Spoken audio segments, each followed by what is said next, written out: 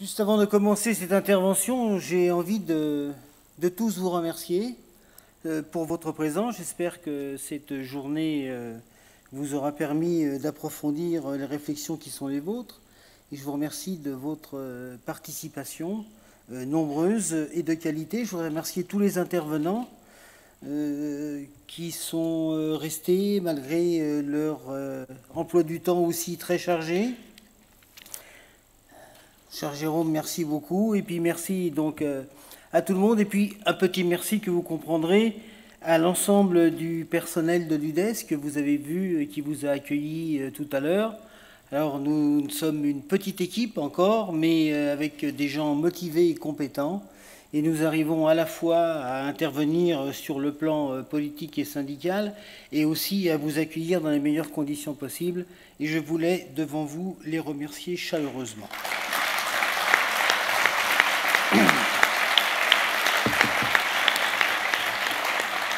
Bien sûr, j'associe les administrateurs et les membres du bureau avec qui nous travaillons énormément, mais dans la concorde, et c'est toujours très agréable. Madame la ministre, votre présence ici en clôture de notre convention nationale nous honore, d'autant que nous savons que vous avez dû bousculer votre agenda pour être avec nous cet après-midi.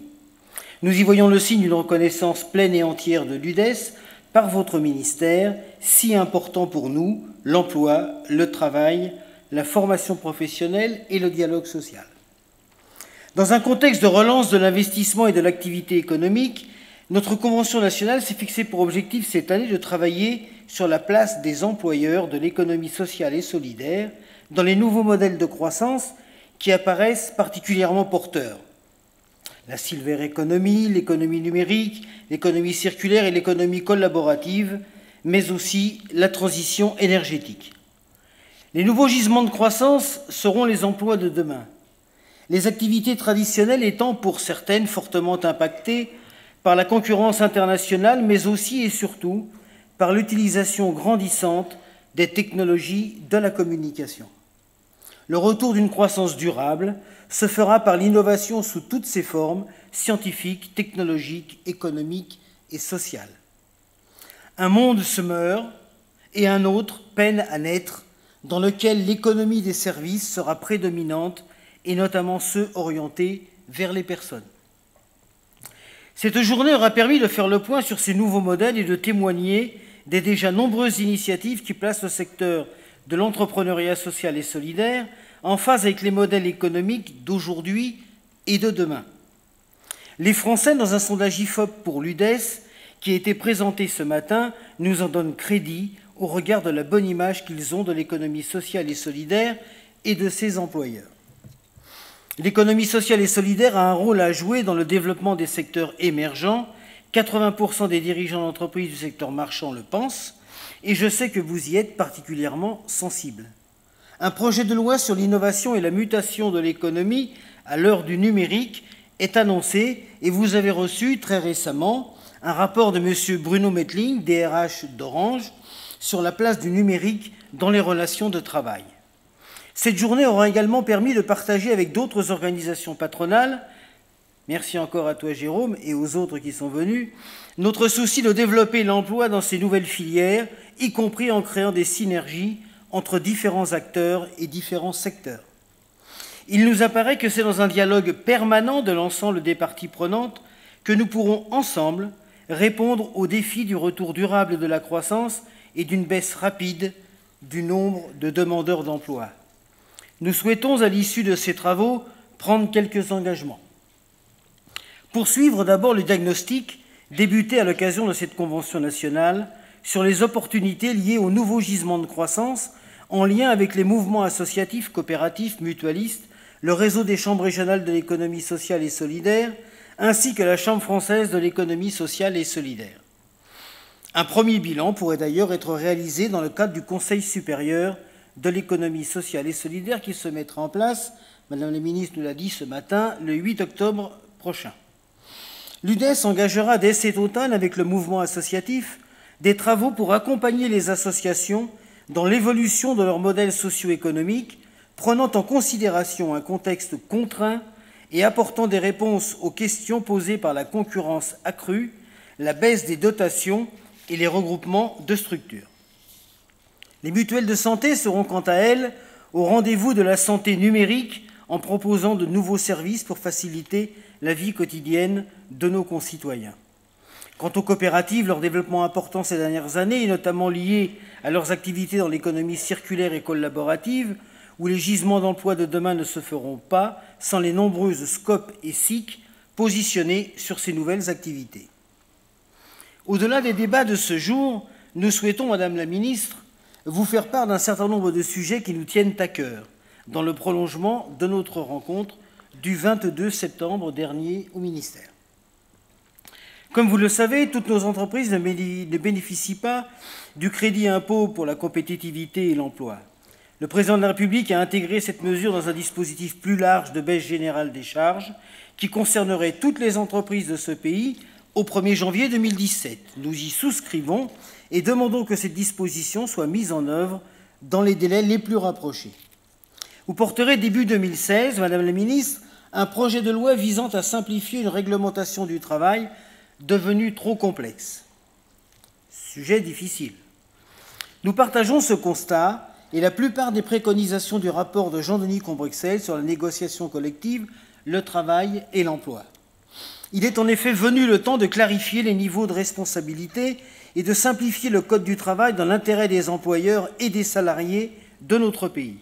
Ce n'est d'ailleurs pas tant la bataille du Code du travail qui pose problème, il faut bien des règles qui s'appliquent à tous, mais la difficulté de faire la distinction entre ce qui doit relever de l'ordre public social et de ce qui doit relever de la négociation de branche ou d'entreprise.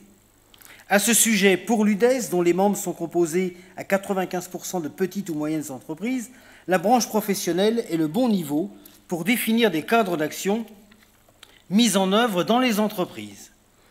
Toutefois, la capacité de définir la norme sociale au niveau des entreprises peut être possible pour certaines thématiques bien ciblées.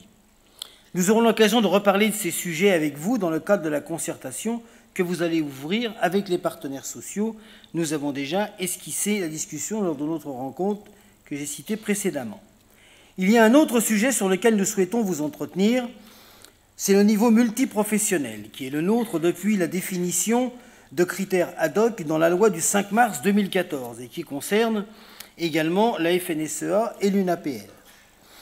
Cette définition se heurte, avant même sa mise en œuvre effective en 2017, à des difficultés importantes. D'abord sur la place que nous estimons être la nôtre dans un certain nombre d'instances de concertation liées au travail et au dialogue social. Depuis la loi du 5 mars 2014, nous sommes représentés au sein de l'instance plénière du CNEFOP, dont je salue le président ici même, la plénière du CREFOP et des CREFOP, c'est une bonne chose, mais notre absence au bureau, nous nous en sommes déjà entretenus, de ces instances ne nous permet pas de peser sur les décisions. Nous avions avancé avec votre prédécesseur, ainsi qu'avec la Direction générale du travail, afin que l'UDES puisse intégrer d'ici la fin de l'année 2015 des instances importantes de concertation réunissant l'État et les partenaires sociaux dans les domaines du travail, de l'emploi et de la protection sociale. Je pense notamment au Haut Conseil du dialogue social, au Conseil supérieur de la prud'homie, de nombreux conseillers prud'hommes sont dans cette salle, et je les salue, et à la Commission nationale de la négociation collective. Nous sommes depuis trop longtemps en attente de concrétisation sur ces éléments, afin que notre organisation puisse, comme elle l'a fait à l'occasion de rendez-vous importants, apporter sa pierre à l'édifice du droit social dans notre pays. Nous regrettons, ce serait presque un euphémisme, de ne pas avoir été associés à la concertation qui est conduite depuis le printemps dernier entre l'État et les partenaires sociaux sur la réforme des modes de désignation des conseillers prud'hommes après 2017. Avec 480 conseillers prud'hommes et plus de 19% des voix lors des dernières élections prud'homales, nos employeurs ne peuvent être écartés de ces sujets.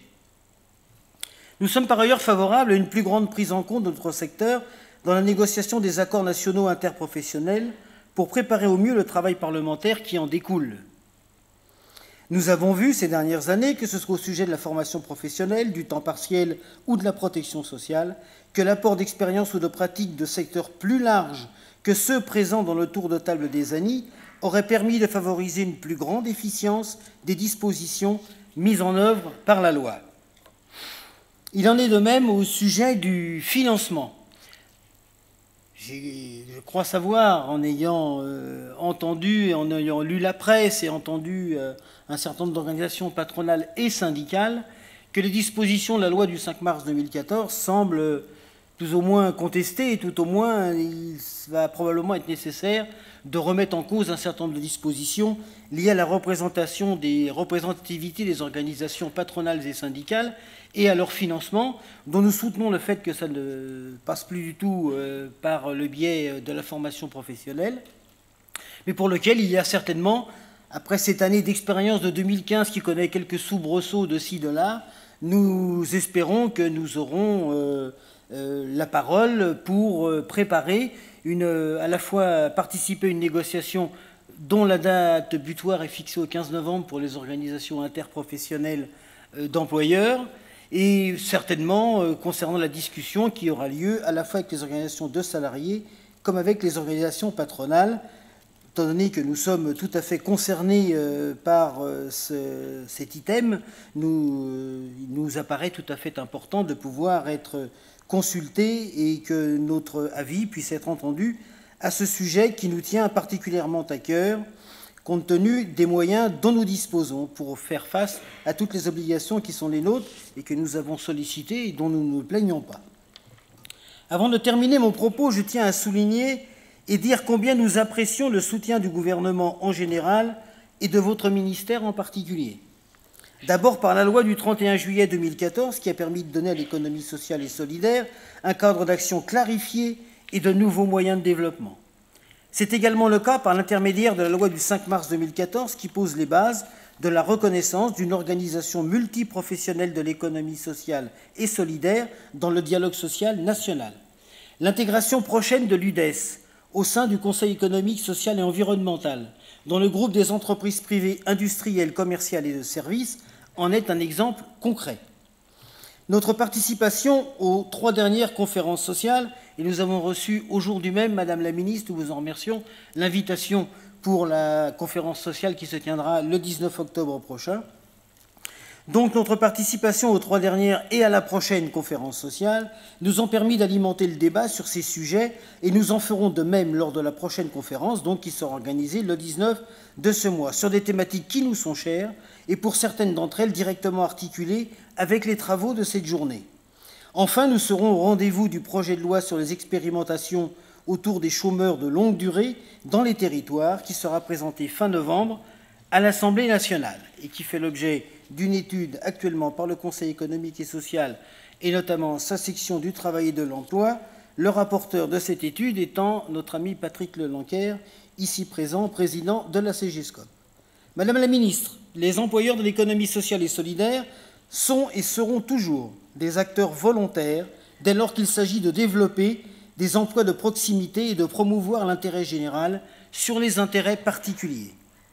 Après ces résultats encourageants et structurants pour notre Union, nous savons que l'heure n'est pas au repos, mais cette heure-là n'étant pas arrivée, que nous avons encore des efforts qui nous attendent, et ces efforts sont nombreux.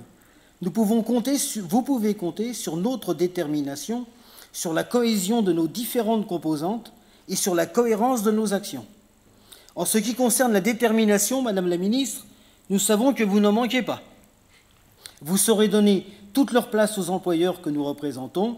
Nous serons, quant à nous, à vos côtés pour construire des relations sociales adaptées à notre temps et aux temps à venir.